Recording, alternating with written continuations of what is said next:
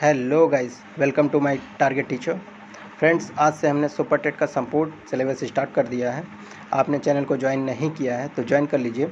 Video helpful लगती है तो लाइक शेयर कमेंट ज़रूर कर दीजिए। चैनल को सब्सक्राइब करके बेल आइकन प्रेस कर लीजिए, जिससे हमारी आने वाली संपूर्ण थ्योरी वीडियोस आप तक पहुंच सके। चलिए, ज़्यादा देर ना करते हुए वीडियो को स्टार्ट करते हैं।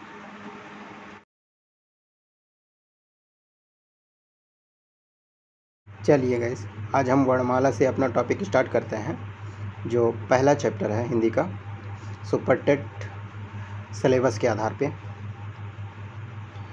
तो वर्णमाला में स्वर की बात करें तो स्वर कितने होते हैं? 11 होते हैं। और आयुग्वाक की संख्या कितनी होती है? तो आयुग्वाक की संख्या होती है 2। व्यंजन कितने होते हैं? तो व्यंजन होते हैं 33।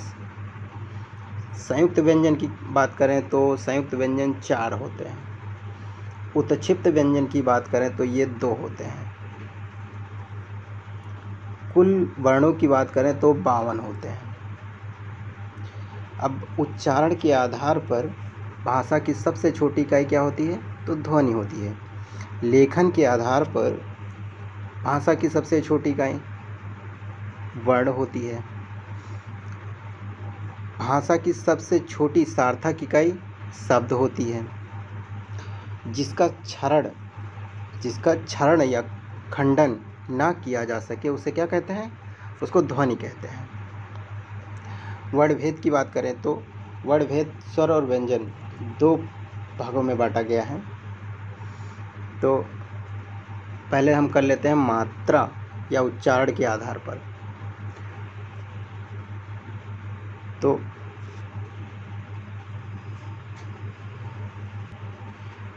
मात्रा या उच्चारण के आधार पे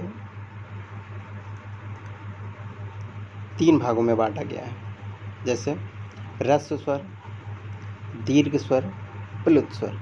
और ह्रस्व स्वर को क्या बोलते हैं? एक मात्रिक मूल स्वर भी बोलते हैं, जिनकी संख्या कितनी है? 4 है। और कौन कौन है? अ, ई, उ, री, ये सब होते हैं। और दीर्घ स्वर की बात करें तो इसे द्विमात्रिक स्वर भी बोलते हैं, जिनमें 2 मात्राएं होती हैं। इनकी संख्या कितनी होती है? तो इनकी संख्या है 7। प्लुत स्वर की बात करें तो प्लुत स्वर में 3 मात्राओं का समय लगता है। 3 त्रिमात्रिक इनको स्वर बोलते हैं। जैसे इसका कौन कौन से होते हैं? जैसे ओम है, राम है। जैसे देर तक जिसका उच्चारण होता है वही त्रिमात्रिक होते हैं। और इनका प्रयोग सबसे ज़्यादा कहाँ पे होता है? तो रंगमंच पे होता है, नाटक में होता है। जैसे ज़्यादा देर तक जो बोला जाता है तो वो क्या होते हैं? प्लुत स्वर होते हैं, त्रिमात्रिक होते हैं।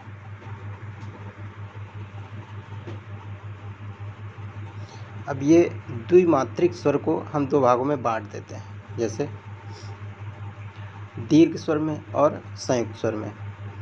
तो दीर्घ स्वर क्या होते हैं? तो इसमें 2 समान स्वरों के योग से जो बनते हैं वो क्या होते हैं? दीर्घ स्वर कहलाते हैं। जैसे अ, ई, उ, ये 3 जो होते हैं तो ये दीर्घ स्वर में आते हैं। अब संयुक्त स्वर की बात कर रहे थे, तो संयुक्त स्वर कितने होते हैं? तो ये 4 होते हैं। 2 असमान स्वरों के योग से जो बनते हैं वो क्या कहलाते हैं? संयुक्त स्वर कहलाते हैं। तो इनकी संख्या कौन कौन सी है? जैसे ई है, आ प्लस ई मिल करके क्या हो जाता है? गुण संधि का निर्माण हो जाता है। और आय, जैसे आ और प्लस ई मिल करके क्या हो जाता है? आय का निर्माण कर लेते हैं, तो ये वृद्धि संधि में चले जाते हैं। ओ की बात कर लें तो आ और प्लस उ मिल करके क्या हो जाता है? गुण संधि का निर्माण हो जाता है। औ की बात कर लेते हैं तो आ प्लस ओ मिल करके क्या हो जाता है? वृद्धि संधि का निर्माण कर लेते हैं।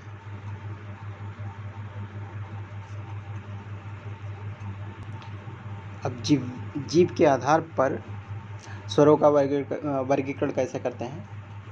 जीव के आधार पे तो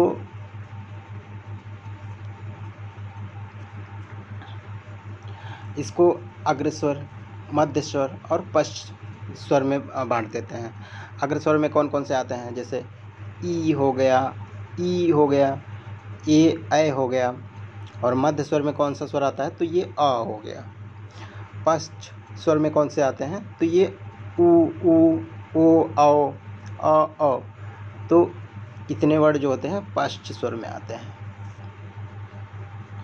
अब मुख के आधार पर स्वरों का वर्गीकरण कैसे करते हैं, यानी खुलने के आधार पे। तो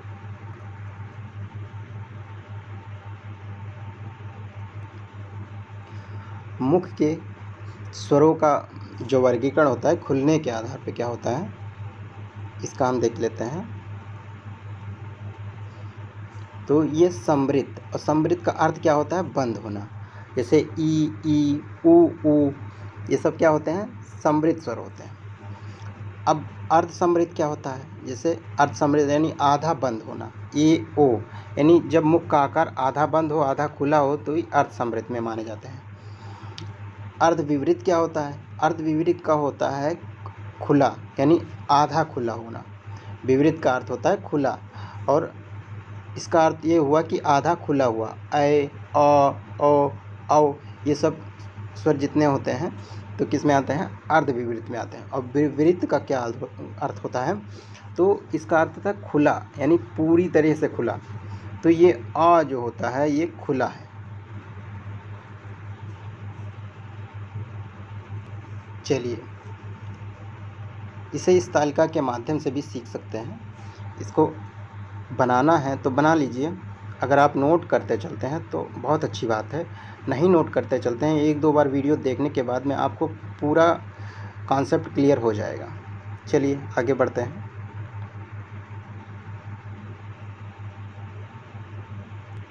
अब व्यंजन की बात कर लेते हैं। तो व्यंजन की संख्या 33 है, ठीक। अब स्पर्श व्यंजन में जिसको बोलते हैं, तो ये स्पर्शीय व्यंजन या वर्गीय व्यंजन कितने हैं, तो 25 हैं। जो का वर्ग, चा वर्ग, मूर्धा यानी टा वर्ग, दंत यानी ता वर्ग, ओष्ठ, ये सब क्या है, वर्गीय व्यंजन है। इनको पंचमाक्षर बोला जाता है। ये वर्ड जो होते हैं पंचमाक्षर बोला जाता है।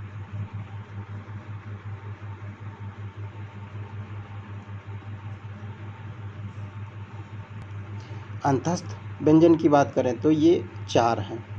अंतस्थ व्यंजन की बात करें तो ये 4 वर्ड कौन कौन से हैं, तो ये या, र, ल और वा जो क्या है, अंतस्थ व्यंजन है।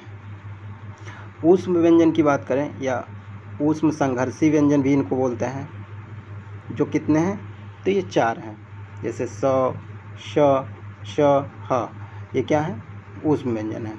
जिसमें ये वाला वर्ड जो श है तो तालव्य से बोला जाता है, और ये वाला वर्ड श ये मूर्धा से बोला जाता है, और ये श दंत सा होता है, ये वाला।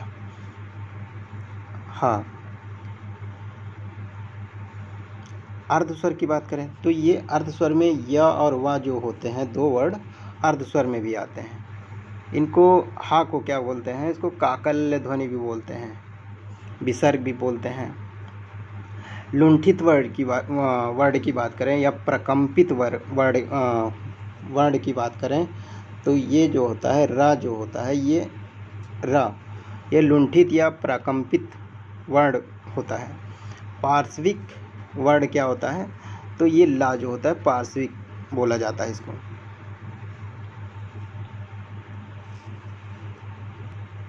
चलिए अल्पप्राण की बात कर लेते हैं। तो अल्पप्राण कौन से वर्ड होते हैं, तो वर्ग का पहला, तीसरा और पांचवा वर्ग जो होगा वो क्या होगा, अल्पप्राण होगा। अब महाप्राण में कौन सा होगा, महाप्राण में दूसरा और चौथा वर्ग होगा।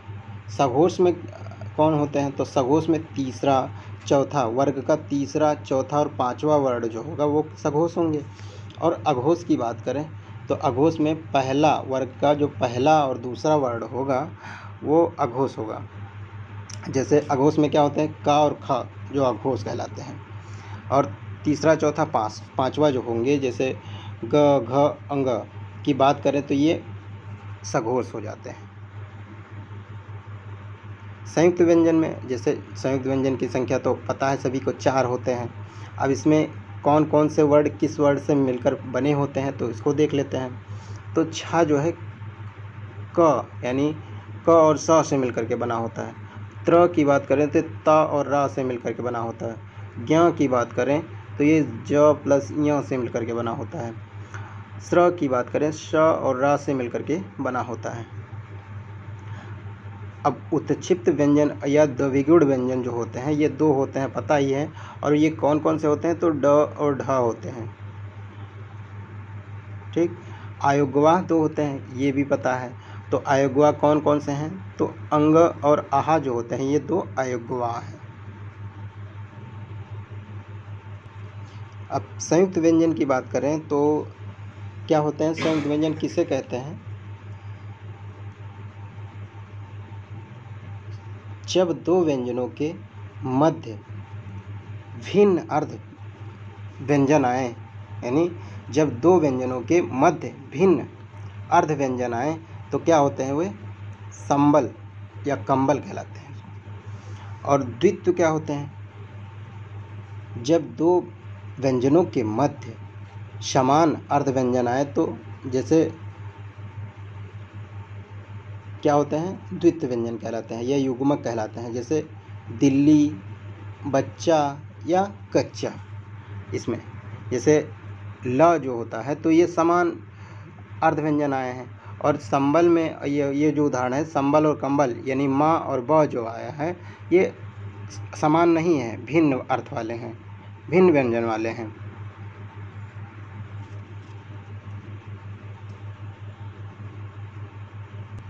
चलिए दोस्तों, आज के लिए इतना ही। जय हिंद, नमस्कार आप सभी को। कल हम शब्द विचार पे देखेंगे। हमारा अगला जो टॉपिक रहेगा शब्द विचार, कल हम शब्द विचार पे देखेंगे।